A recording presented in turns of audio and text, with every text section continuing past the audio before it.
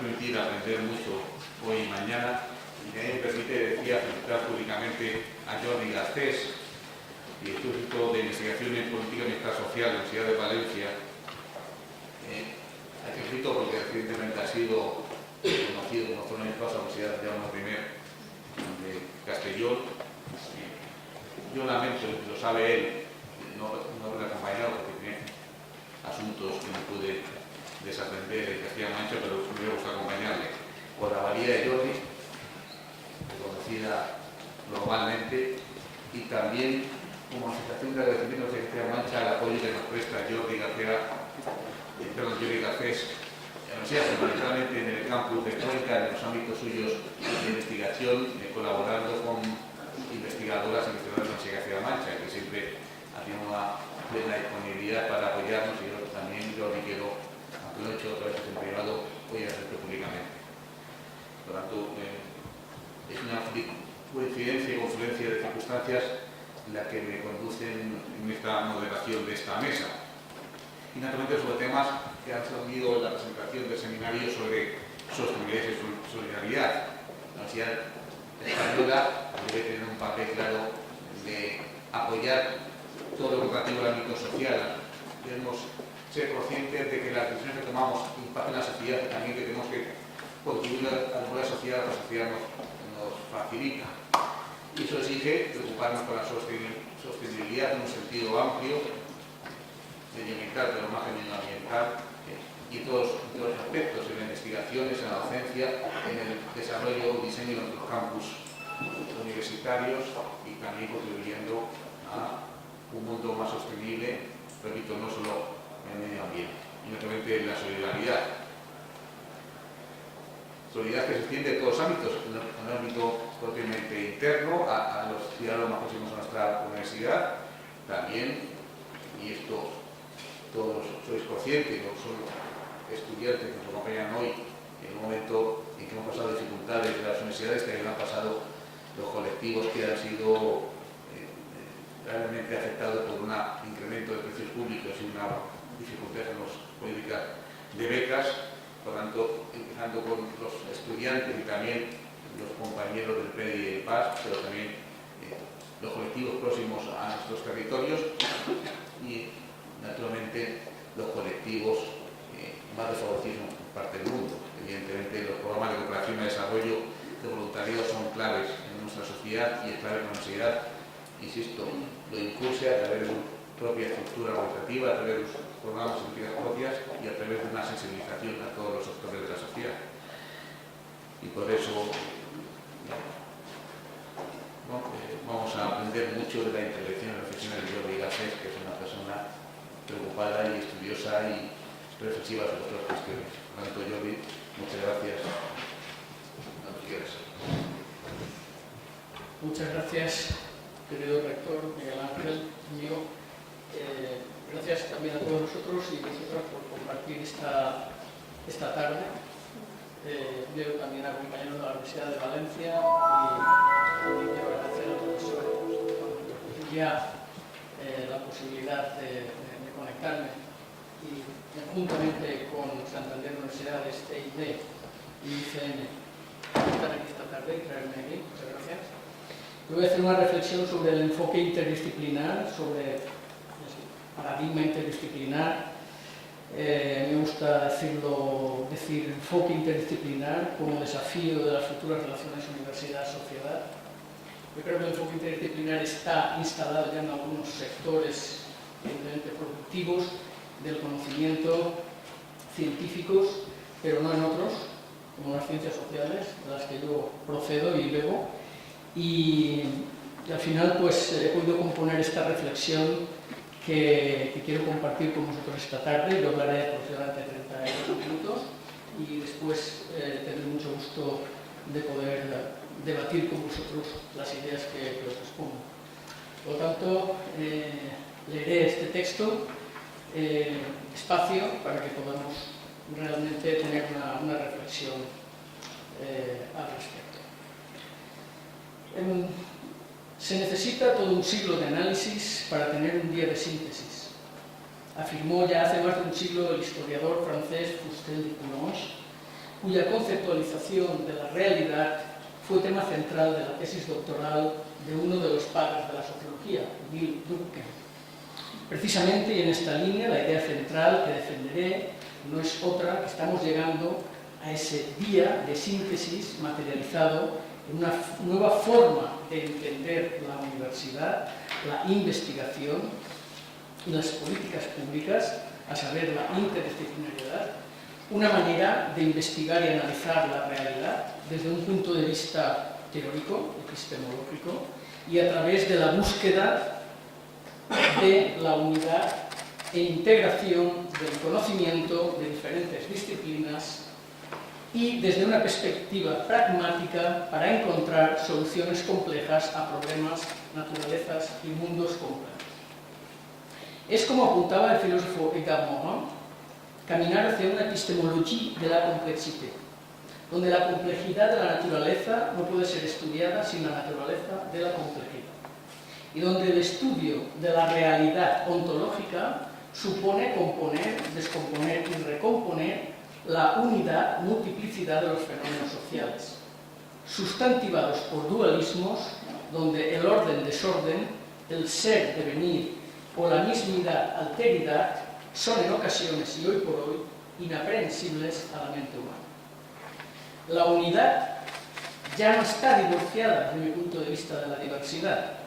El paradigma ecológico y con él el enfoque interdisciplinario que crece en su interior supone una nueva síntesis a la vieja antinomia de lo uno y lo múltiple.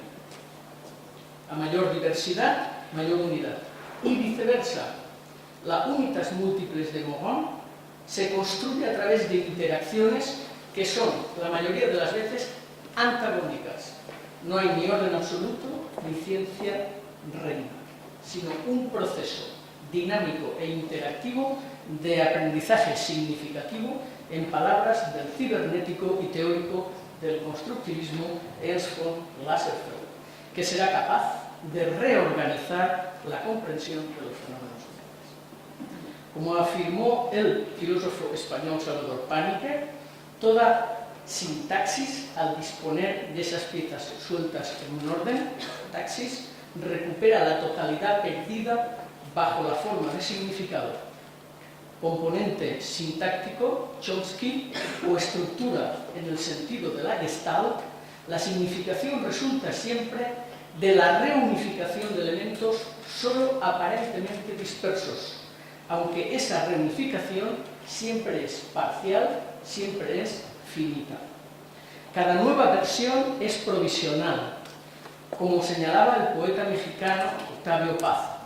El texto, decía, que es la realidad, cambia sin cesar, aunque quizás siempre dice lo mismo, y de ahí que de tiempo en tiempo se descarten ciertas versiones en favor de otras que a su vez antes habían sido ya descartadas. Cada proceso, pues, de síntesis es una traducción de la historia, provisional, es una creación, es un texto nuevo. También en su obra, el epistemólogo, psicólogo y biólogo suizo Jean Piaget afirmó a lo largo de sus estudios que después de una fase inicial durante la cual el conocimiento se tendió a fragmentar en disciplinas y subdisciplinas especializadas, un proceso que a mi modo de ver todavía continúa, empezaba a ser testigo de una completa inversión del enfoque científico, cuyos dos problemas esenciales eran A, la dispersión del saber, y B, el divorcio que se produce entre el conocimiento científico y la acción, lo que motiva una fractura en la investigación entre teoría y práctica que ignora la relevante función social de la ciencia, propiciando así el desarrollo de una investigación en el plano teórico frente a la investigación orientada.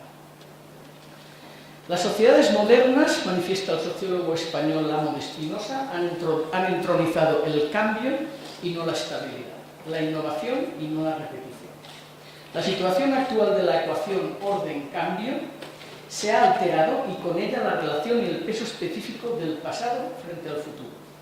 La conducta aparece más y más orientada no por un repertorio de experiencias pasadas reguladas por normas elaboradas ancestralmente, sino por imágenes virtuales dispersas de escenarios futuros desconocidos, de proyectos, de expectativas latentes, de modelos que canalizan estratégicamente la acción y cuyo análisis y estudio pertenece a campos del conocimiento científico muy diversos y aparentemente muy distantes, pero cuya cohesión o síntesis hay que buscar para que nos permita capturar su verdadero significado. Nuestra sociedad requiere un cambio de enfoque en el análisis de los fenómenos, los individuos y las instituciones en las que se hallan inmersos. Un nuevo tipo de conocimiento social que integre distintas disciplinas por medio del enfoque interdisciplinar, una nueva estrategia para comprender los fenómenos sociales que habrá de permitir un modo distinto de diseñar y desarrollar la investigación y de reorientar, ¿por qué no?, las políticas públicas y la docencia y la investigación en la universidad.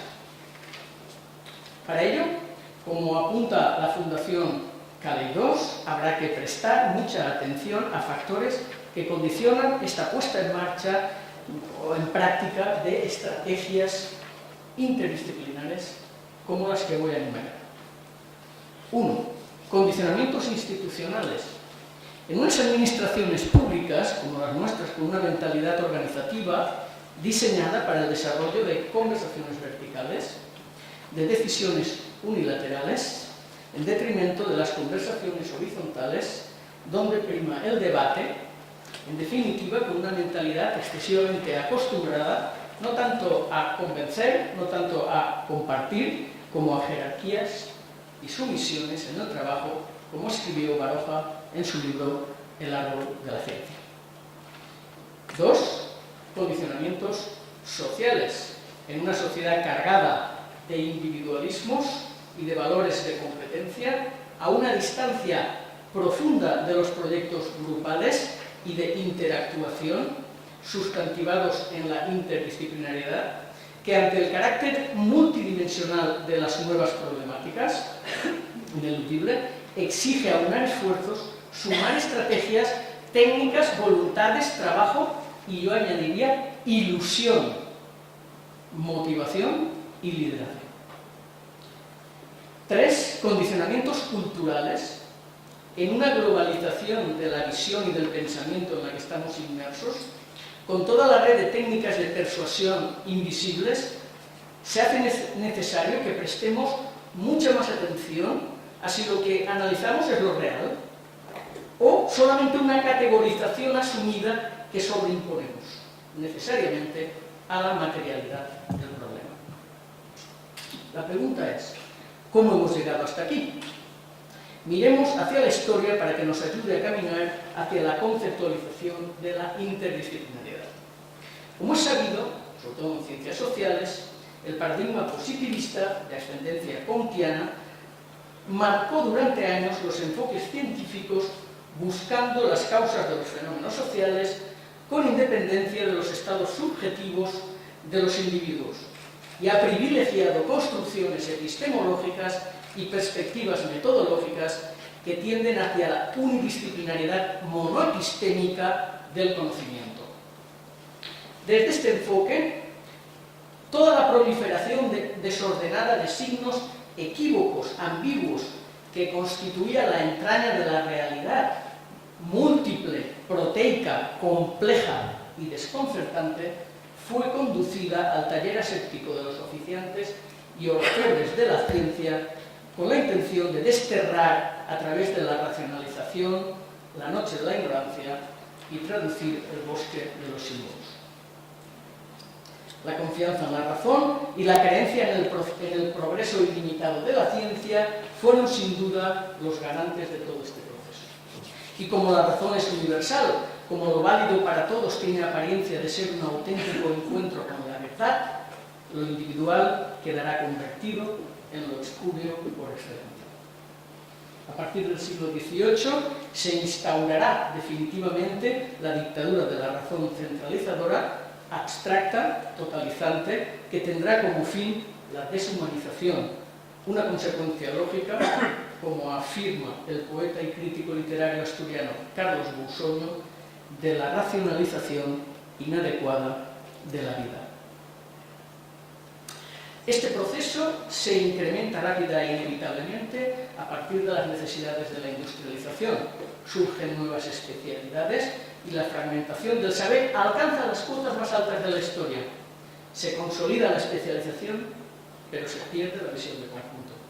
El estallido de la revolución industrial trae consigo también, lógicamente, un incremento de la problemática social.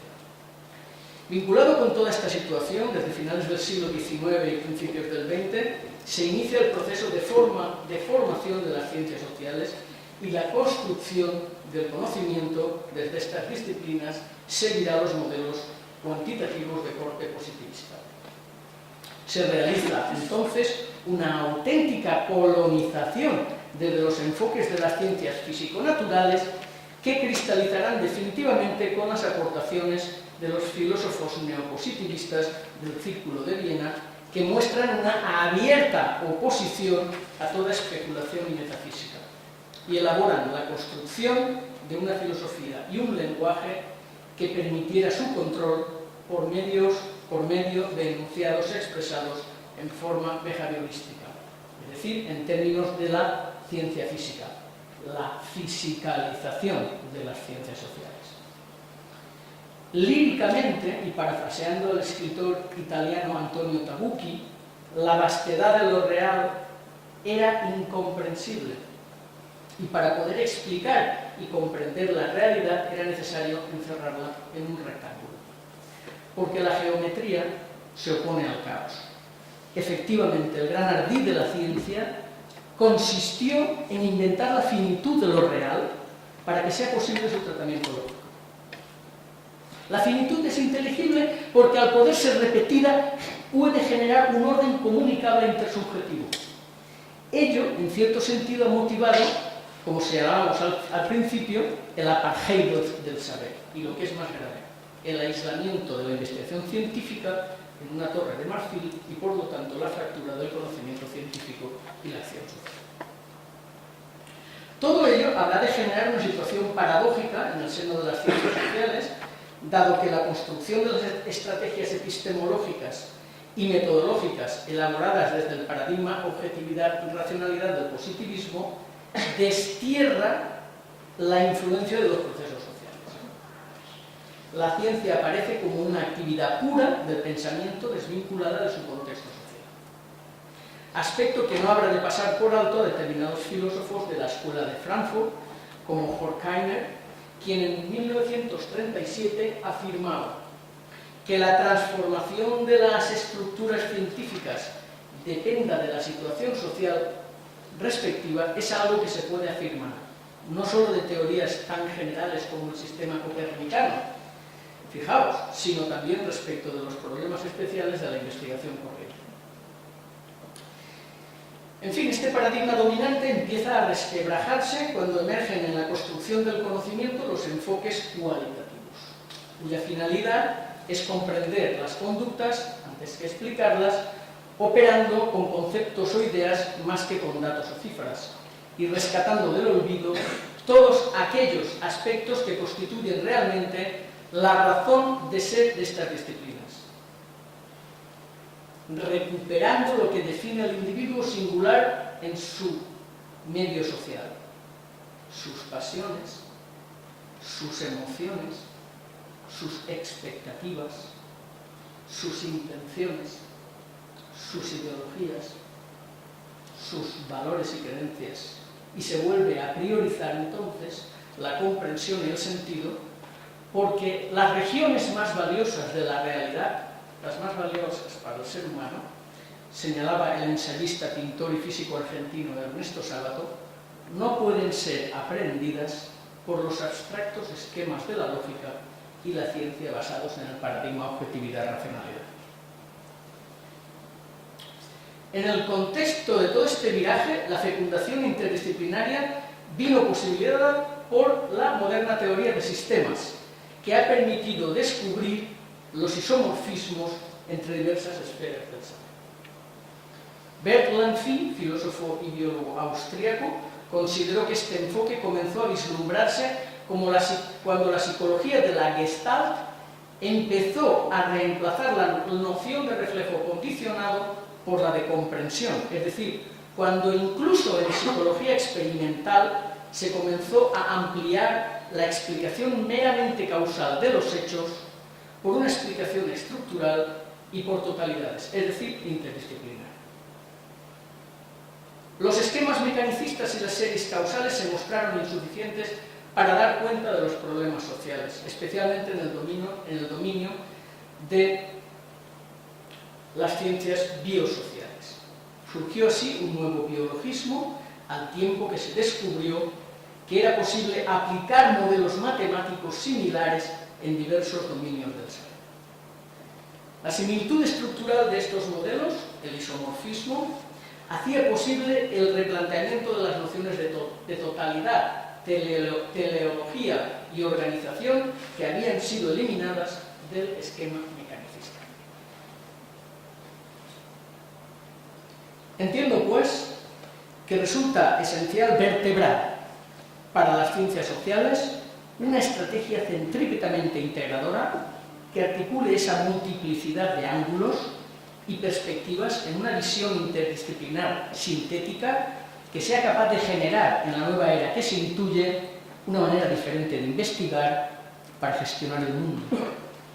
Una postura que observe, que reflexione, que busque, que pregunte. Esta será en suma una mirada compartida, como la de aquel niño que, sorprendido al ver por primera vez la vastedad del mar y cogido de la mano de su padre, le dice: «Papá, ayúdame a mirarlo», parafraseando a Eduardo Galeano. Estas estrategias basadas en estudios integrados multidisciplinares solo pueden ser obra de un equipo que aprenda a elaborar marcos conceptuales, metodológicos y epistemológicos compartidos y cuyo lema sea «There is no I in ti», no existe el yo en el equipo. Un equipo interdisciplinario estará capacitado para elaborar contenidos interinstitucionalmente, asegurando su aplicabilidad y transferencia, y trabajará aceptando el juego dialéctico involucrado en la doble direccionalidad de los procesos que lo constituyen, que van de la modificación de los elementos a los cambios de funcionamiento de la totalidad, y de los cambios de funcionamiento de la totalidad a la reorganización de los elementos constituyentes. Es decir, se ha de profundizar cada vez más en la noción de Open System, donde, a diferencia de lo que ocurre en los sistemas cerrados, funciona una causalidad cibernética, fractal y no lineal, generando un proceso de bucle permanentemente reactualizado. La interdefinibilidad, lejos de constituir la adición de elementos sectoriales, consiste en construir nuevos modelos a través de diferentes procesos y niveles de análisis. Ese es el reto. Mi propuesta es que, así como la nueva conciencia ecológica entiende que ya no hay que dominar a la naturaleza, sino pactar y convivir con ella, las ciencias sociales deben recuperar su función social pactando con las ciencias técnicas la reflexión de la interdefinibilidad para comprender nuevos sistemas complejos sociotécnicos y reformulando así la concepción práctica de las mismas ciencias sociales. En suma, transformar el vasto conocimiento social validado en algoritmos matemáticos o softwares informáticos catapultará ese conocimiento hacia el futuro de la investigación científica y será capaz de modificar la acción a través de la toma de decisiones políticas eficaces y eficientes en el ámbito de las administraciones públicas. Estoy conectando el enfoque interdisciplinar con la política pública. Todo parece conectado. El mismo concepto de inseparabilidad de la mecánica cuántica refuerza incluso esta perspectiva. Preveo que desde una perspectiva científica la inseparabilidad ecosistémica será capaz de sustituir el esquema darwiniano de la supervivencia del más apto por el de la mayor adaptabilidad del más cooperativo. Busco, con el enfoque epistemológico y metodológico interdisciplinar en las ciencias, sobre todo en las ciencias sociales, una perspectiva que nutra la creatividad constante y la adaptación a lo hipercomplejo. Pero entrar en esa dinámica requiere un paso previo. Desde las propias universidades, desde los propios académicos, lo que denomino la actitud interdisciplinar. Un reclamo reflexivo, individual, previo, en el que cada uno deduce que es productivo y saludable aprender de los demás y con el otro. Y que del intrínseco conflicto surgido de la acción comunicativa, desde el punto de vista académico, nace la obligación de colaborar para integrar, para hacer y por consiguiente para crecer. Y esa actitud es perfectamente aplicable tanto a la balcanización del conocimiento como a la política. Si queremos ganar la batalla de la endogamia, los intereses profesionales y corporativos y las estrategias de poder. Esta sería para mí una excelente definición, además, de la política, a saber, no buscar respuestas en las certezas técnicas ni en las victorias de los unos sobre los otros, sino en la capacidad y en la libertad de intercambiar argumentos y sintetizar conclusiones de equilibrio y de consenso a largo plazo. Este es un problema que tenemos. Un grave problema. Sabemos que la democracia, como la ciencia, es un proceso constantemente inacabado. Su complejidad es de tal grado que es como querer reconstruir un barco en alta mar usando la misma manera de su propia estructura unida. La reconstrucción de la democracia cognitiva es posible abordarse y enseñarse desde un enfoque interdisciplinar, desde el aprendizaje del pensamiento complejo, que es, al fin y al cabo, desde mi punto de vista, el único garante de la regeneración constante frente al pensamiento de la hipersimplificación. A este pensamiento complejo y regenerativo tendrán que acudir, qué duda cabe, las tecnologías de la información y la comunicación, que si bien han entrado y han revolucionado la sociedad, la ciencia, la economía o las relaciones internacionales, han tímidamente flirteado y coqueteado con los procesos políticos. Este es un gran nicho de investigación futuro, que será el gran reto de la política y el desafío de la ciencia social, en concreto de las políticas públicas y en concreto de las políticas sociales, legitimadoras de los procesos de cohesión democrática en los próximos 15 años. No solo en España, en Europa, si se quiere estar a la vanguardia científica de los tiempos. Reincorporar a nuestro lenguaje y enfoque metodológico conceptos como relatividad, como contingencia, autocrítica, incertidumbre, emoción, sistema, causalidad múltiple. Devolverá a la ciencia, a la docencia y a la investigación su verdadera función social. A estos útiles conceptuales y metodológicos se unen textos de autores como Bateson, Piaget, Bertalanffy, Shannon, Sachs, Brillouin, Kafka, Leuwen et al. Quienes han sentado las bases de una epistemología en cuyo eje vertebral está la interdisciplinariedad. Y sin embargo sus textos son todavía poco conocidos o quedan al margen de los marcos monoepistémicos.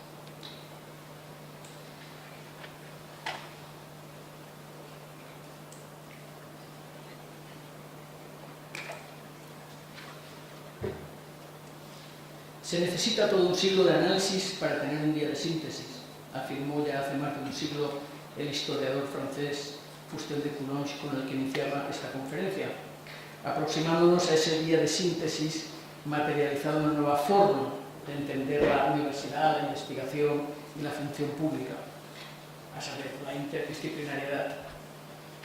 Estoy firmemente convencido, hoy más que nunca, de la necesidad de comprender de otro modo la interdependencia de los fenómenos sociales y los destinos previsibles e imprevisibles de la acción social. La interdisciplinariedad dilatará nuestras pupilas y extinguirá al hombre unidimensional, en palabras de Marcuse. ¿Cómo podríamos lograr esto? ¿Cómo podríamos lograr esto? En 1961, el físico estadounidense Ralph Ladd, en su obra The New Priesthood, The Scientific Elite and the Uses of Power, señalaba: viajamos en un tren que está adquiriendo velocidad, deslizándose por una vía donde un número ignorado de agujas conducen a puntos de destino totalmente desconocidos. No hay ni un solo científico en la locomotora. La mayor parte de la sociedad va en el furgón de cola mirando hacia atrás. Por lo tanto, creo que es hora de devolver la ciencia a la locomotora y a las mujeres y hombres que viajan en el furgón de cola la posibilidad de que vayan iniciando cambios de algunas piezas de su conducta y pensamiento que les permitan abrir brechas en el nuevo paradigma de referencia en la universidad de nuestros alumnos. Créanme, yo creo que esto es posible. Es posible si hacemos bien una transformación sistémica y profunda del sistema educativo mediante el diseño de contenidos y ópticas caleidoscópicas del paradigma interdisciplinar, para que enseñen la complejidad de la realidad y de cómo ésta afecta al individuo en su contexto. Debemos aprender a aprender, aprender a pensar, aprender a experimentar, enseñar a experimentar, a integrar, a trabajar en equipo, a crear, a emprender, a comunicar y a compartir. Invitemos a nuestros alumnos a hablar en nuestras aulas en todos los ámbitos de nuestro sistema educativo. Hagámoslos protagonistas para dotarles de la lucidez intelectual y la voluntad necesarias para cambiar la historia. Esa actitud docente les ayudará a ser seres sociales y a encontrar su destino en el sentido confirmado por Séneca en su epístola Lucilio, recogida por Schopenhauer en su obra Los designios del destino. Ducum volentem fata nolentem traunt. El destino guía a los que desean ser líderes y arrastra a los que se resisten.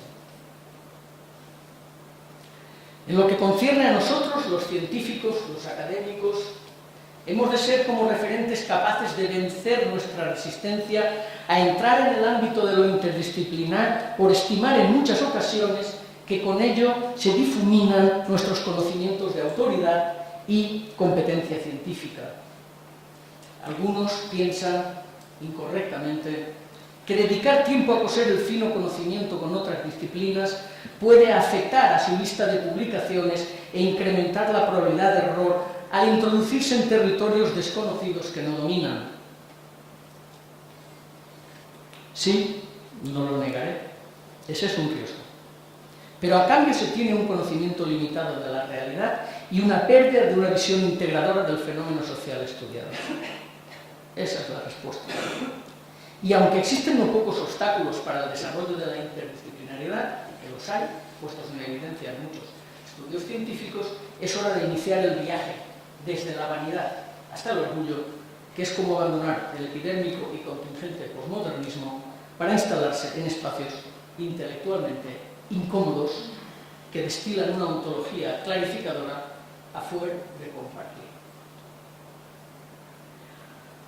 Por ello, y junto a la idea de Morón de tratar de instituir en todas las universidades y facultades un diezmo epistemológico e interdisciplinario, que deduciría un 10%, en algunas cosas en un momento se ha hecho, del tiempo del curso para una enseñanza común, que trataría de diferentes premisas, tópicos del saber, propongo aquí su institucionalización, pero en el ámbito de la investigación, a través de lo que denomino institutos universitarios de carácter interdisciplinar sociotécnico, que estudian los problemas heterogéneos y álgidos del desarrollo integral del ser humano, del ser social.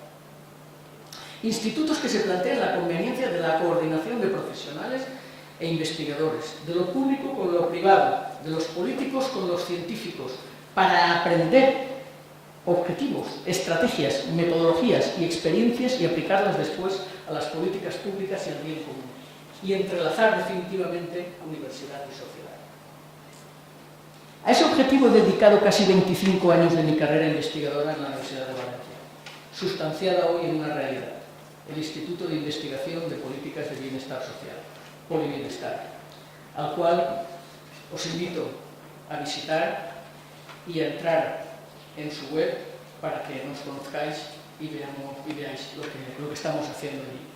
Por lo tanto, muchas gracias, estoy a vuestra disposición.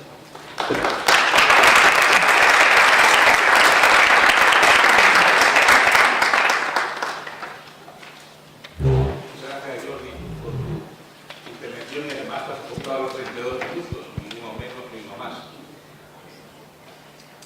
¿Algún turno de intervención acerca de las reflexiones que ha hecho Jordi, esta preocupación por la interdisciplinaridad y esa academia sobre la sociedad?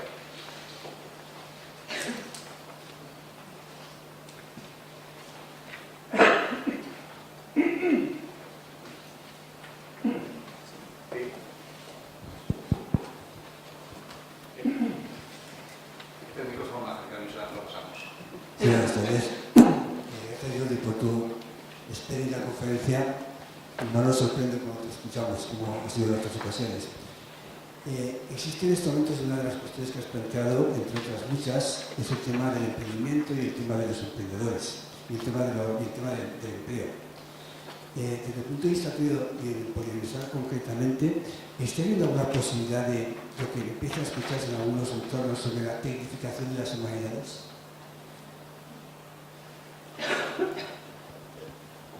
Esa es la pregunta. Sí, bueno, realmente uno de los aspectos que más tratamos en el instituto es justamente cómo podemos avanzar en lo que decía Long, ¿no? En los procesos sociotécnicos. Es decir, nosotros partimos de un supuesto, y es que las ciencias sociales tienen un poder predictivo muy restringido. Tan restringido que no fueron capaces de prever la caída del muro de Berlín. Ya es decir, no hubo nadie que dijo, no, es que esto va a caer, ¿no? Cosa tan potente como... Entonces, ¿qué hacemos? Trabajamos con modelos sociales. Los pilotamos, los validamos, los viabilizamos. Pero en el momento en el que no están apoyados por las ciencias técnicas, no son apoyados a través de algoritmos matemáticos o de softwares informáticos, la capacidad de predicción de la ciencia social es muy débil. Entonces, un ejemplo de lo que nosotros estamos haciendo en Polibienestar. Bueno, pues nosotros hemos planteado cómo el modelo social y el modelo sanitario, y partimos de un error en la compactación de las políticas públicas, va cada uno por su lado. Por una parte va el sistema sanitario y por otra parte el sistema social, trabajando en paralelo. Hemos aplicado un nuevo modelo interdisciplinar entre el modelo social y sanitario y lo hemos validado.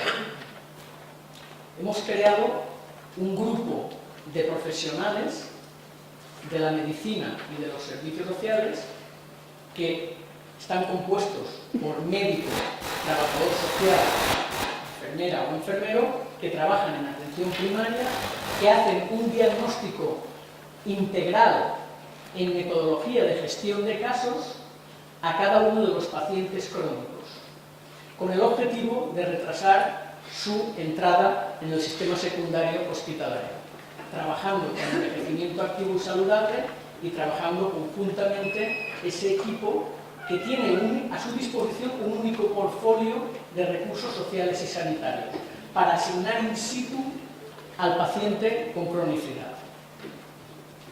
Bien, hasta ahí hemos llegado, lo hemos publicado, lo hemos quedado muy bien, con revistas de impacto internacional.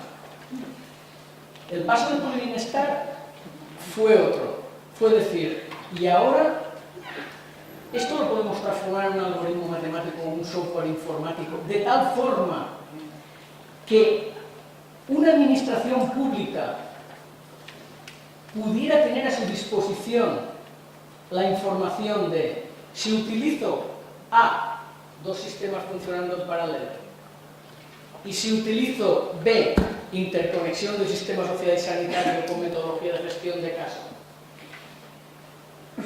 ¿cuánto me ahorraré en 20 años en cualquiera una de las regiones aplicada al modelo B de Europa? El resultado es que, en cuanto a presupuesto público anual, utilizando el modelo B, transformando esa hipótesis previa en software informático y algoritmo matemático, damos a las administraciones públicas la posibilidad de que sepan qué se van a gastar en los próximos 20 años utilizando esto. Y el presupuesto llega a descender hasta un 27% del coste anual del presupuesto para crónicos. Es decir, ¿tecnificamos las ciencias humanas? No, es que ya todo está interconectado. Es que no podemos decir que tecnificamos las humanidades o las sociales se hacen más humanas o las sociales se hacen más técnicas. Está todo interconectado. Si no lo habíamos visto hasta ahora, que en algunos foros científicos y tópicos de investigación de directores sí que funcionaba, es porque no nos convendría o a otros no les convendría, pero sigue estando todo interconectado, sigue estando todo dentro de lo que es la teoría del caos. Lo que pasa es que nosotros no tenemos la capacidad para poderlo interconectar, no tenemos la capacidad intelectual para poderlo interconectar. Cuando lo interconectamos vemos que no puede ser de otra forma. Cualquier aspecto del conocimiento está interconectado. Ciencias sociales sin las ciencias técnicas, desde mi punto de vista, tienen un futuro limitado, muy limitado. Las ciencias técnicas tienen una capacidad increíble para teorizar, hipotetizar, para poder llevar a cabo pilotaje de experimentos, etc. Pero no acaban de aplicar todos los mecanismos de fuerza predictora de las ciencias técnicas. Cuando tú vas cuando tú haces un striptease intelectual y te vas a un ingeniero y le dices, oye, es que yo quiero que el ingeniero te mira así un poco y dice, pero ¿qué quiere, no? Al mes estamos trabajando de una manera espectacular porque ellos no tienen determinadas ideas que nosotros sí tenemos y a nosotros nos falta justamente esa otra capacidad predictiva, matemática, etcétera, que bien, pues en económicas puede ser, pero en derecho, en sociología, en ciencia política, como tú sabes, en la tecnología y tal, está absolutamente, se siguen funcionando con esquemas muy antiguos. Y ese es un futuro ciertamente al que yo le preveo un gran éxito de investigación, un gran nicho de investigación en los próximos años. Muchas gracias. Si no es inconveniente, como esto se graba, se emite streaming, si dais el nombre, que quieras, que quien no quiera el nombre. Estaba Luisa Arroyo, luego te pasamos. Gracias.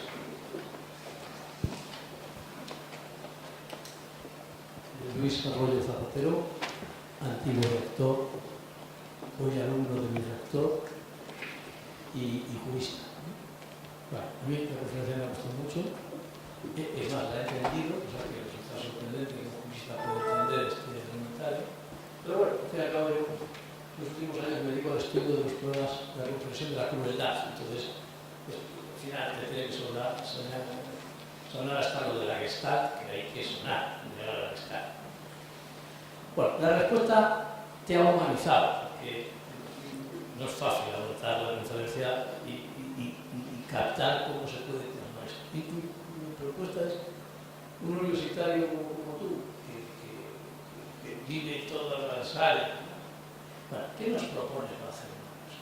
¿Qué nos propones? Porque lo que has dicho, vamos, lo que has mencionado, lo del 10% del tiempo de la dedicación, los planes de estudio, diríamos inmediatamente, bueno, esto es lo único que lo ha hecho, creo, no será muy preocupante, pero desde luego el resto de las universidades públicas, solo Gregorio Pérez Norma consiguió que hubiera un espacio común en los primeros cursos.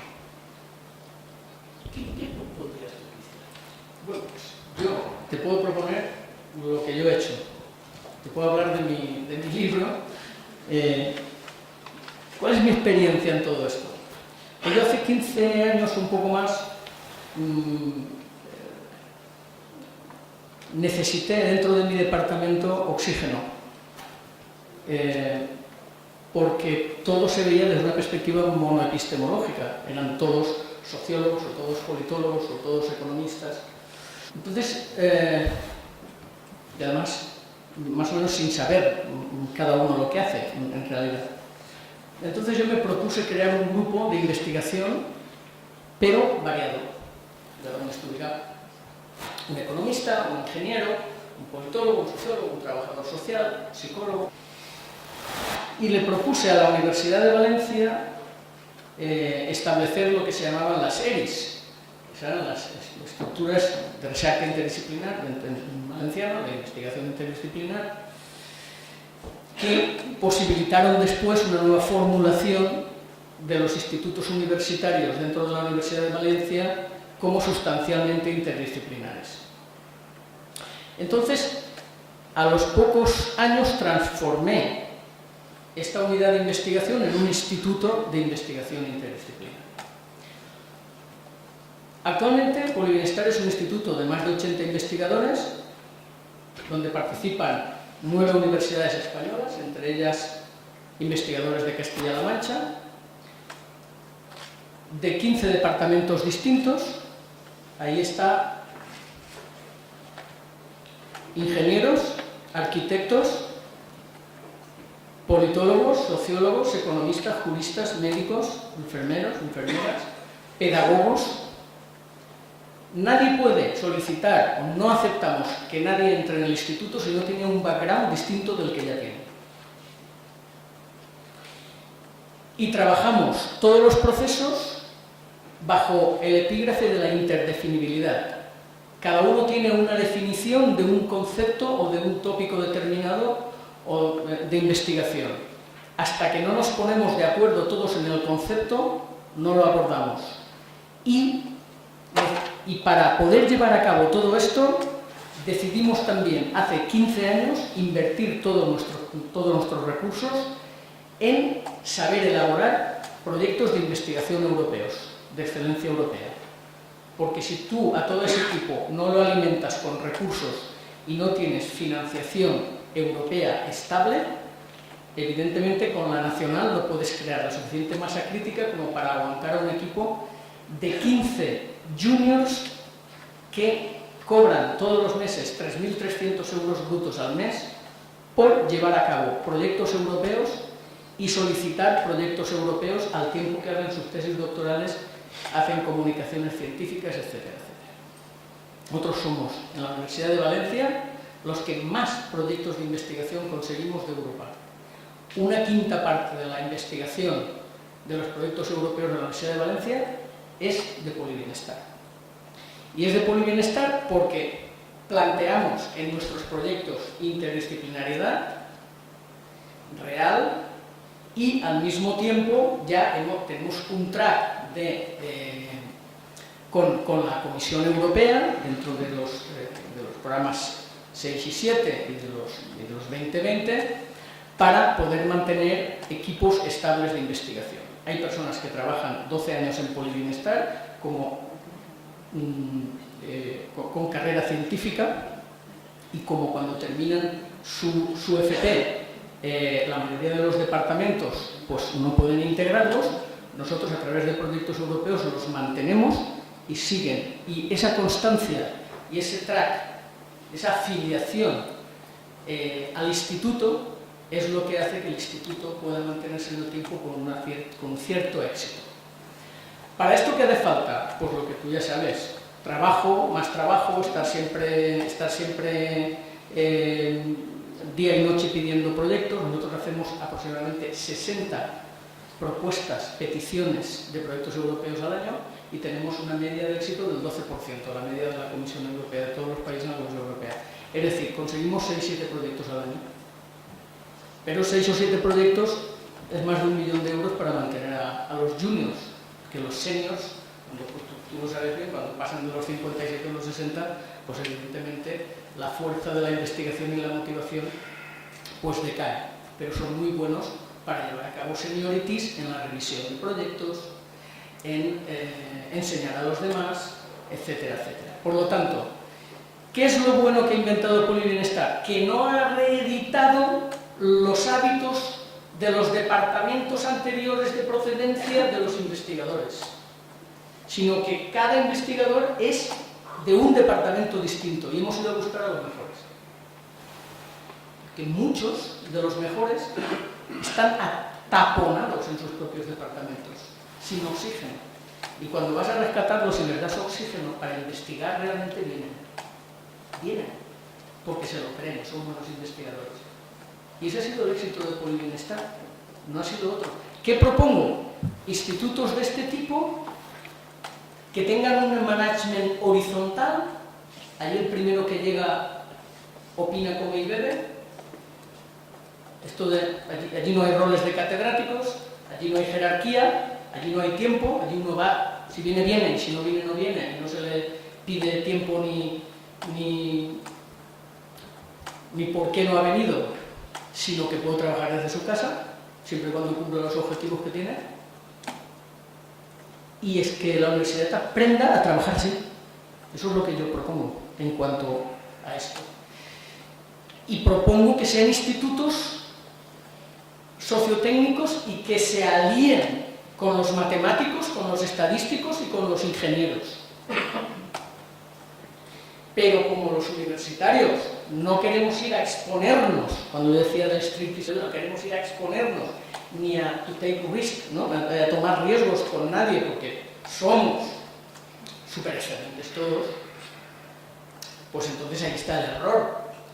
Lo bueno de Polibienestar, haberse atrevido a decir quiero aprender de ti, enséñame, y en estos momentos tenemos 35 proyectos europeos. Yo soy IP en estos momentos de 20 proyectos, de los cuales 18 son europeos y 2 nacionales.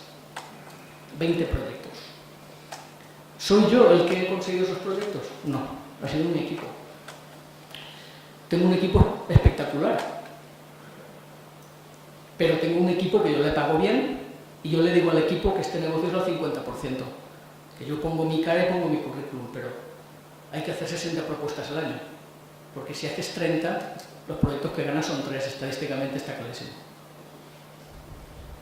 Y si ganas 3, la mitad del equipo se te va fuera. Eso es lo que hay que hacer, y no es tan difícil hacer eso. Y es trabajar dentro de la universidad también como si fueras una empresa. Y decir, oye, vamos a ver, gastos.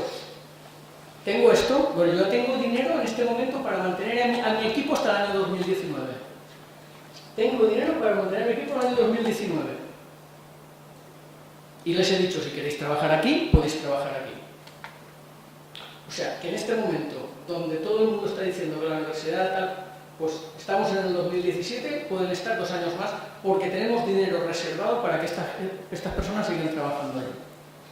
No nos lo gastamos ni nos lo llevamos a casa ni cosas de esas. Si quieres llevártelo a casa, te lo llevas haciendo consultorías. Y tú puedes hacer, yo les digo, tú puedes hacer una consultoría. Consigue una consultoría. Un tanto por ciento de esa consultoría es para ti. Pero no tengamos coste de oportunidad de conseguir los 6 o 7 proyectos europeos al año. No tengamos coste de oportunidad. Quédate hasta las 4 de la mañana si quieres hacer esa consultoría y quieres ganar 500 euros más al mes. A mí me importa un pepino, como si quieres ganar 1000. Pero el coste de oportunidad de todo el equipo es alto de todos. Eso es lo que yo hago con mi equipo. ¿Y cómo lo hago? Y estoy así hace mucho tiempo y podría estar 15 años más. Estoy seguro que no me tiran a la calle. ¿Sabes por qué? Pues porque me preocupo y porque reparto. Reparto. No me lo quiero quedar todo. Y funciona. Y funciona. Si en cada universidad tuviesen equipos sociotécnicos o entes que los hay encargadas, aparte de las OTRIs, las OPER y tal, de hacer esas conexiones, ¿cuántas veces se han hecho reuniones internas de transacción de contenidos científicos entre institutos de una propia universidad? ¿Alguien me lo puede decir? ¿Cuántas reuniones se hacen de ese tipo? Pues yo en la mía no conozco ninguna. Mira que es fácil, coger a los 20 y hacer una reunión y hacer un meeting. Y decir, oiga señores, pónganse luego, ustedes tienen tantas cosas que no, aquí vamos a conseguir. Eso es política científica dentro de la universidad. Haga usted una política científica. ¿Sabes por qué? Porque después para pedir las María de Maeztu, por ejemplo, se necesitan 7 magníficos más el investigador principal. Y los 7 magníficos del investigador principal, que tienen que tener un 1,5 por encima de su media internacional de su área de conocimiento, y además ser IP de un proyecto nacional europeo, no sé qué, no sé cuántos, no se pueden encontrar exclusivamente en un área de conocimiento de una universidad. Y en la María de Maeztu, además, no se prima eso, se prima una que ya funciona bien y que hay que darle la etiqueta de excelente. Entonces, estamos impidiendo la interdisciplinariedad. Si hacemos una política científica que diga, oiga, mire, yo voy a ver qué personas son excelentes en esta universidad. ¿De qué áreas? Da igual. Pero es que voy a poner un presupuesto de 50.000 euros durante 4 años para ponernos a trabajar conjuntamente. Proyectos de investigación, meetings, publicaciones conjuntas, y tú estás planificando una manera de hacer. Y cuando los tengas para disparar, los envías al ministerio y te traen $500.000 al año. La manera de Maeztu, que son 2 millones y pico al año. ¿Planificamos eso? No, señor, no lo planificamos. Con institutos sociotécnicos, por ejemplo, como el que yo dirijo, yo sí que consigo una manera de Maeztu. Me la han denegado, pero la conseguiré dentro de 3 años. La conseguiré. Y este año voy a la RC y la conseguiremos, la RC. ¿Sabes por qué? Porque somos como el martillito. Si no nos dan la RC, nos iremos a la Yellow Research Company y le diremos, oiga, presénteme usted esto, ¿cuánto vale? 20.000 euros, claro que sí, es que hay que invertir. Y nos dejarán 20.000 euros en el bolsillo para irnos a casa con ellos y los invertiremos para una RC. Con lo cual duplicaremos nuestro equipo. ¿Por qué te digo esto? Pues porque yo hace 15 años también tenía 70 o 80.000 euros de lo que yo había conseguido en investigación y tal, y lo dediqué todo en Outsourcing para que me enseñara a hacer un proyecto europeo, porque en 5 años no había manera de conseguir un proyecto europeo. Y me gasté esa pasta hasta que me enseñaron a ver cómo sacar el ovillo del proyecto europeo. Y ahora he conseguido 35. La pregunta que yo te hago es, ¿eso se hace? Es que si se hace, muy bien, pero si no se hace, eso es lo que hay que hacer. Muchas gracias, Jordi. Tenía la palabra.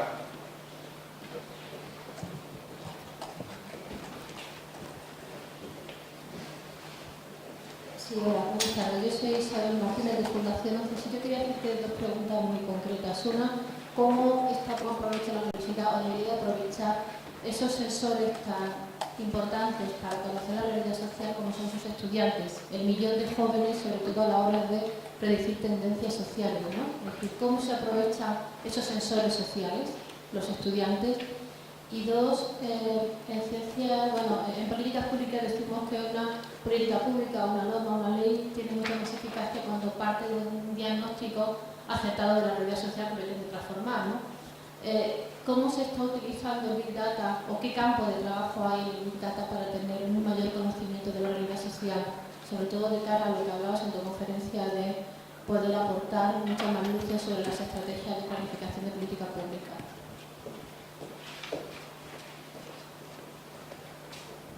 Hombre, la verdad es que Big Data, pues como aquel en España, pues hace poco tiempo que estamos con ella, pero la realidad es que yo veo que existen muchos grupos que están empezando a trabajar como esto y también de forma privada, pero no hay suficiente conexión entre ellos ni suficiente masa crítica y desde luego lo que también es necesario es cambiar todo lo que implica el asesoramiento a las políticas públicas. Es decir, cuando un político le dice, no, déjeme usted que voy a consultarlo yo con mi asesor.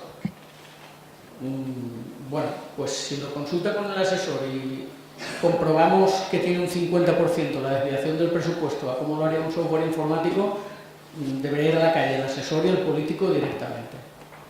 Es decir, nosotros tenemos que ser capaces, sobre todo en política pública y sobre todo en políticas fundamentalmente aplicadas, contestando a tu pregunta, a educación, sanidad y trabajo. Sin esas tres áreas, hasta que el Big Data no entre en esas tres áreas a tope, realmente habrá muy poco que hacer, porque para mí son las fundamentales. Y además van todas interrelacionadas. ¿Cómo se conseguirá? Pues yo creo que andando. Se conseguirá cuando haya científicos que propongan a las administraciones públicas softwares informáticos. Nosotros, por ejemplo, estamos proponiendo a nuestra universidad una plataforma para elaborar proyectos europeos con una empresa privada.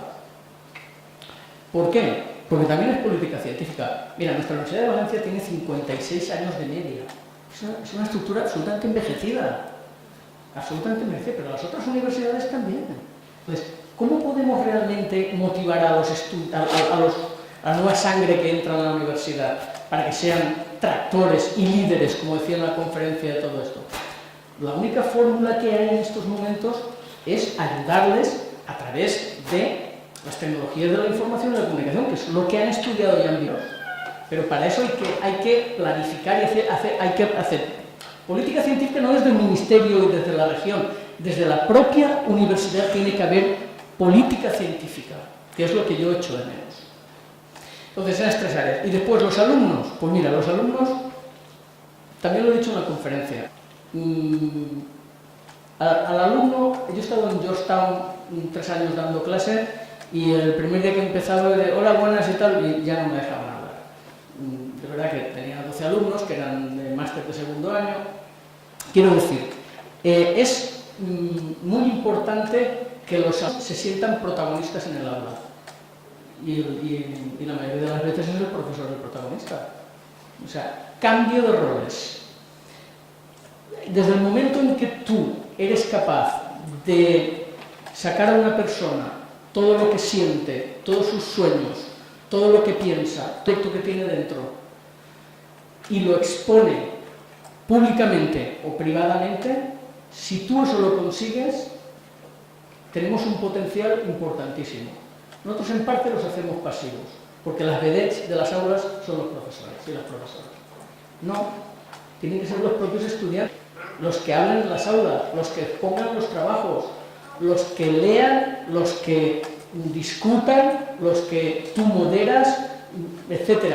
Pero evidentemente los alumnos se van de las clases porque si hay un tipo allí o una señora que está 2 horas y media hablando, pues hombre, pues, que no le coge allí, no se puede aguantar. Y más hoy en día, cuando la información está prácticamente toda en Google, ¿no? Como bien dice, o pues se puede acceder a ella de forma muy rápida. Entonces, yo no estoy de acuerdo con las clases magistrales, estoy de acuerdo con darle protagonismo al alumno, con que el alumno lea, exponga. Ahí es donde nosotros podemos encontrar a esa persona que tú estás buscando. Mientras tanto, son absolutamente anónimos dentro del aula y seguirán siéndolo. Y no es difícil eso. Plantearse la forma de hacerlo. Gracias, Isabel. ¿Alguna otra cuestión, alguna otra intervención?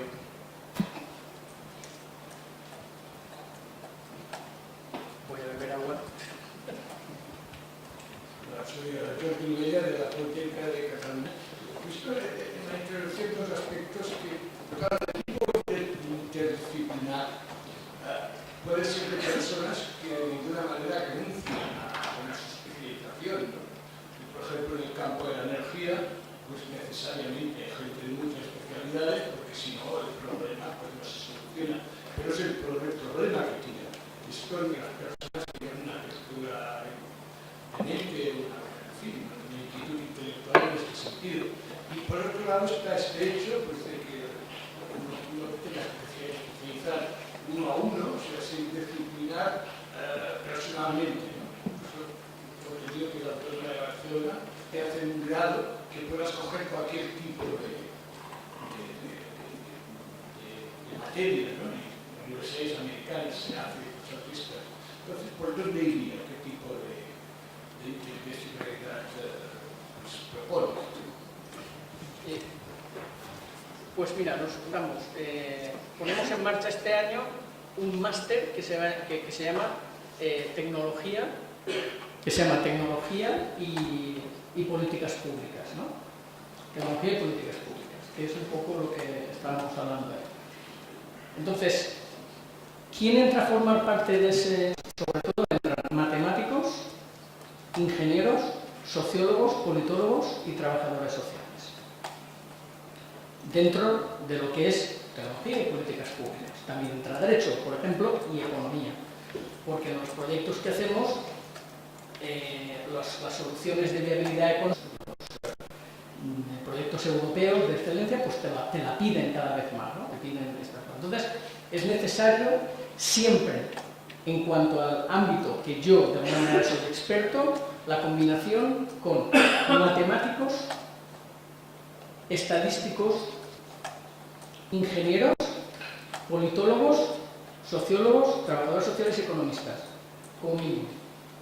Igual que en la gestión de casos que decía con el ejemplo de la primera pregunta, es mínimamente necesario médico, trabajador social y enfermero o enfermera. También se puede añadir un arquitecto economista, pero lo mínimo es eso.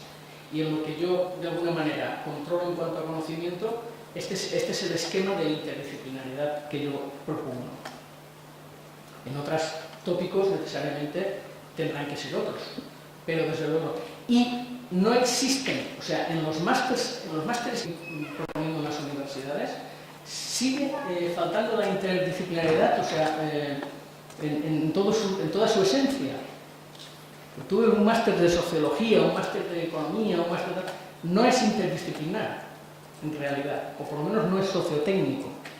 Aquí hay que mirar hacia lo sociotécnico, no hacia la interdisciplinaridad intrínseca de las propias ciencias sociales. Eso ya no me vale. Hay que mirar hacia lo sociotécnico. Y entonces hemos propuesto un doctorado en políticas públicas que haga el eslabón con ese máster. Un doctorado también en políticas públicas y tecnología del propio instituto. ¿Para qué? Para avanzar en ese nicho de investigación sobre tecnología y política pública.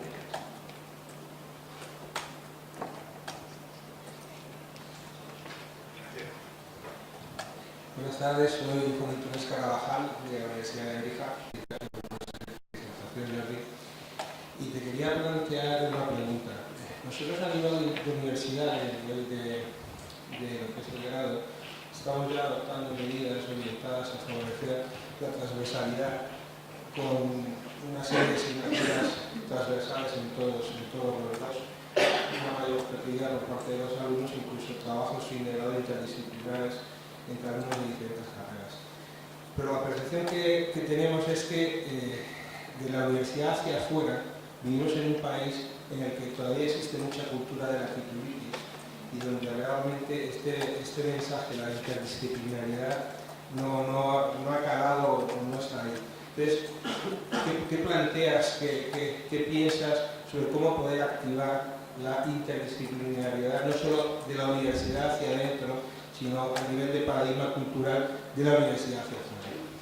Pues, mira, yo he trabajado mucho con pedagogos, con sociólogos, con educadores sociales, trabajadores sociales, psicólogos, ¿no? Y ellos tienen una cierta reticencia a montar empresas. Son más de, a ver si, pues una oposición o tal y cual. Hay que enseñarles a montar empresas, porque no se les enseña. A un trabajador social, un psicólogo, un pedagogo no se les enseña a montar una empresa. Entonces, tienen que ser emprendedores. ¿Emprendedores de qué? Pues si no les han enseñado a montar una empresa. Pues usted tiene que ser emprendedor. Estudia educación. Yo creo que no hay que hacer maestro. Usted tiene que emprender. Les enseñamos a montar una empresa. Por ejemplo, les enseñamos a montar una asociación. Mira que la asociación es barata y es fácil de hacer, ¿no? Una asociación, yo siempre les ahora ya no tengo clase presencial, pero yo siempre les decía a mis alumnos, el director general, montate una asociación y ponte director general. Yo puedo ser, ¿cómo que se lo puedes hacer? Y tú, que eres Pero no lo hagas con tu compañera, no lo hagas con tu compañero que es psicólogo. Vete, habla con un economista, trabaja con un economista y lo pones de vicepresidente. No tienes trabajo, siempre serás vicepresidente de el nombre que sea de la asociación de no sé cuántos. ¿Quién te quita a ti ese currículum profesional? ¿Quién te lo quita? ¿Tú eres director general o no? ¿O vicepresidente? Ya te estás haciendo tu currículum. Pero se les enseña a montar, no. Se les enseña a montar una empresa, no. Se les enseña que ellos pueden ponerse allí como director general, no. Se les dice que vayan a buscar a economistas o que vayan a la Facultad de Derecho a buscar personas de Derecho que puedan montarse una asociación y pueden sobre X y preparar un plan de marketing y preparar un plan de viabilidad economista y preparar toda la base jurídica que la sabe el de Derecho. Se les enseña eso es interdisciplinaridad real. Pero se les dice no. Se les enseña no. Y queremos que sean emprendedores todos emprendedores. Ahora todos emprendedores. ¿Esto qué es? O sea, no. O sea, enseñémosles a eso. ¿Y cómo se hace? Pues mira, muy fácil. Oye, tienes que montarte una asociación. La vas a exponer aquí. ¿Cómo se monta una asociación? Tú, una asociación. Y tenéis que ir con un economista, que es un estudiante también. ¿Cómo se hace una asociación? ¿Eso se hace en las aulas?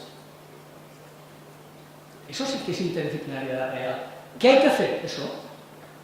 Y hacerles creer que eso es posible. Que no estás hablando de las nubes.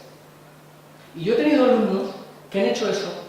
Una empresa que no se lo creían. Mira, profesor, yo puedo hacer esto. Pues sí, te puedes montar una asociación. Que montarte una asociación vale 1.000 euros. No vale más. Eso es enseñarles a ser emprendedores, enseñarles a que vuelen, evidentemente, las lenguas, el software, el no sé cuántos, el idioma, ¿no? Esas skills y capacidades las doy, ¿vale? Las doy por hechas. Pero sobre todo tenemos que enseñarles, como decía la competencia, a ser líderes. Nos falta liderazgo en este país. No tenemos liderazgo. ¿Cómo les enseñamos a ser líderes? A que lideren procesos, sueños. Tú aquí en España, yo he venido de Estados Unidos, estoy intentando montar un think tank para el Mediterráneo, para liderar el Mediterráneo. Tuve una conversación, me acuerdo cuando la cuento, pero la voy a contar, y expuse la idea a 20 empresarios para ver cómo esto de la cultura del think tank y cómo iba y tal, ¿no? Y cuando terminó la exposición salta un empresario que estaba podrido de dinero, tenía más de 500 millones de euros en el banco, y dice, sí, pero yo de esto que gano, ¿no? Que es la sustancia, yo de esto que ganas. Y yo le dije, bueno, pues lo tienes muy fácil.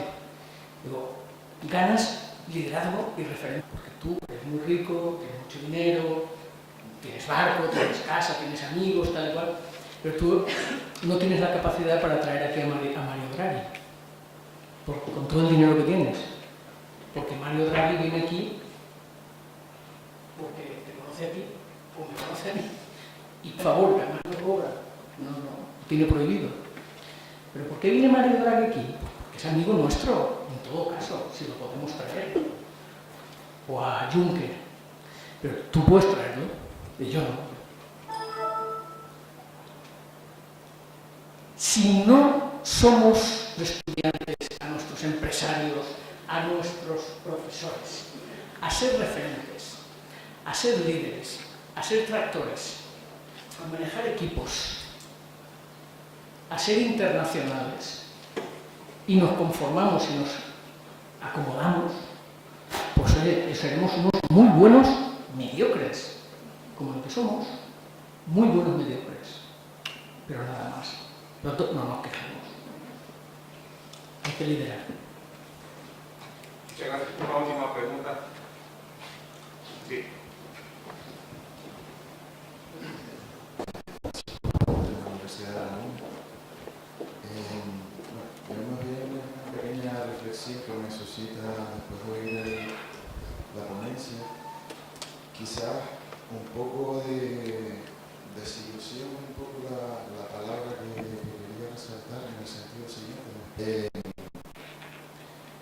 Jordi nos ha hecho una defensa, una presentación bastante profunda del enfoque interdisciplinar y has mencionado autores como Olga Moraco, ¿no? Y sí que me llama un poco la atención que no haya comentado nada del enfoque transdisciplinar, de planteamientos que aglutinan y van más allá del enfoque puramente académico, ¿no? De la necesidad de ajustar las agendas de investigación a las problemáticas locales, nacionales e internacionales, del compromiso social, de cómo evaluar los resultados de lo que estamos en la investigación, de la pertinencia y la relevancia de lo que estamos haciendo. Yo creo que bueno, los retos están puestos sobre la mesa, la agenda que se plantea en Naciones Unidas. El año pasado creo que hubo una mesa aquí en Madrid a asunto de qué podría hacer la universidad para intentar cumplir o alinearse más con la solución a los problemas que plantean los objetivos de desarrollo sostenible, los problemas de irreversibilidad que están muy cerca ya, puntos de no retorno. Entonces, me gustaría saber cómo, porque de alguna manera nos lanzas una propuesta, ¿no? Yo entiendo que obviamente es una experiencia de éxito y la universidad debe ir por combinar las disciplinas, pero me parece que tal vez en este momento histórico, por lo menos me gustaría saber cuál es la postura de Jordi sobre esto, ¿no? Es decir, ¿cómo evaluamos los resultados de la investigación más allá de la consecución de proyectos europeos? Nos estamos asegurando de que estamos aportando más soluciones, de que lo que estamos investigando es relevante, es pertinente, soluciona las problemáticas de lo que tenemos cerca, además de otras cosas. Pues esa última pregunta no te la puedo contestar, la verdad es que es un poco complicado, pero bueno, hombre, el enfoque transdisciplinar. La verdad es que hay un problema, hay algunos autores, como tú sabes, que ven que el enfoque transdisciplinar y el interdisciplinar es el mismo, ¿no? Algunos lo defienden a rajatabla, ¿no? Si te refieres a transdisciplinar interinstitucional, nosotros lo aplicamos. Es necesario trabajar los profesionales con los científicos, los políticos con los científicos. O sea, nosotros no hacemos ningún proyecto de investigación donde no haya una APP, una administración pública, 3 o 4 centros tecnológicos, una ONG y una empresa. Aseguramos que alguna de ellas lo transfiere y lo aplica, lo que yo llamo el enfoque interinstitucional. Nosotros estamos preocupados por lo que hacemos realmente tenerlo. En mi instituto hay una parte que es la generación de financiación a través de proyectos europeos, digamos que el conocimiento orientado, y después otro departamento que es totalmente transferencia de investigación. O sea, nosotros lo que obtenemos de un proyecto de investigación lo convertimos en un producto y vamos a vendérselo a las empresas, a las administraciones públicas, locales, etc. Bien a través de planes de inclusión social, de planes estratégicos locales, etcétera, etcétera. O sea, todo lo que hacemos, todo va después transferido. Bien es verdad que ahí pues, es más difícil muchas veces de penetrar, porque los propios ayuntamientos tienen pocos recursos, y tienen pocos recursos porque la descentralización en este país todavía no ha ocurrido. Es decir, hay una descentralización hacia las administraciones autónomas, pero de las administraciones autónomas a los ayuntamientos todavía no ha habido descentralización, y tardará en haberla, que es el modelo nórdico bienestarista, por ejemplo. Entonces, sí que es verdad que lo que te refieres a interdisciplinar, yo, desde el punto de vista teórico, te diría que hay autores que piensan que es lo mismo, hay otros que dicen que eso se refiere al enfoque interinstitucional, pero evidentemente lo que te puedo decir es que cuando yo voy por ahí y hablo de estas cosas, o en departamentos, la gente, vamos, transinterdisciplinar no saben ni lo que es porque todavía no ha llegado ni al interdisciplinar. Están todavía en el multidisciplinar. El segundo paso es el múltiple. Pues se enteran de que hay algunas cosas que correlacionan unas con otras y que tendría sentido verlas en común. Pero interaccionar a través de la interdefinibilidad de los conceptos y procesos todavía no ha llegado a nadie. O sea, imagínate, estamos todavía en el 1,5 sobre 5. Y lo otro, pues realmente ¿cuál era realmente la pregunta? Porque no te la había entendido muy bien. ¿Cómo evaluar el éxito de Sí. las acciones? ¿Qué indicadores nos ponemos para evaluar si lo que estamos haciendo estamos realmente resolviendo los retos sociales o estamos haciendo producción científica? Sí, bueno, eso es complicado y ahí no, en fin, lo que nosotros hacemos en cuanto a investigación científica, si después eso no se transforma en indicadores, si no se transforma realmente en procesos y en productos de consumo, realmente poco. Pero las administraciones públicas dedican muy poco dinero, las regionales poco y las locales también muy poco, a hacer ese tipo de valoraciones. O sea, destinan muy poco presupuesto en este momento. Y la investigación en evaluación de políticas públicas, también en España hay algunos grupos muy potentes, pero digamos que no es la masa crítica más potente en políticas públicas en nuestro país. Pues muchas gracias a Jordi, gracias por la presencia de las intervenciones que nos han permitido desarrollar la intervención de Jordi en la parte de reto que esa investigación se traduzca en mejoras y capacidad de vida para los ciudadanos. Nuevamente, Jordi, muchísimas gracias por tu presencia. Enhorabuena. Entonces, de acuerdo con la programación prevista, continuamos mañana.